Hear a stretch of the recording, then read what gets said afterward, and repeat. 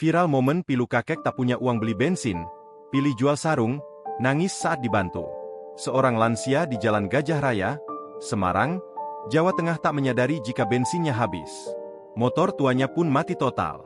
Namun ia tak memiliki uang sepeser pun lantaran dagangannya belum laku.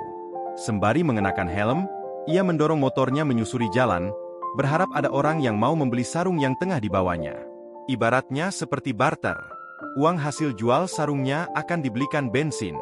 Beruntungnya, ada sepasang suami istri yang melintas di lokasi.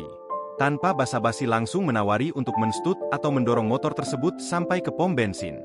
Sejak awal, sang bapak terus saja menolak sampai akhirnya si penolong memaksa mengantarkan ke pom bensin. Di sini, lansia tersebut berulang kali meminta hanya diisikan bensin Rp10.000 saja. Sang penolong sampai terharu dan menitipkan rezeki lebih untuk bekal lansia tersebut di jalan.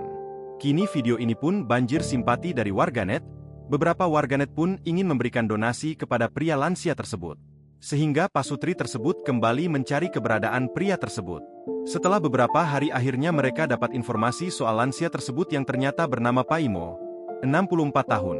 Pak Imo tinggal di Karangsono, Meranggen, Demak. Download Tribun X sekarang, menghadirkan lokal menjadi Indonesia.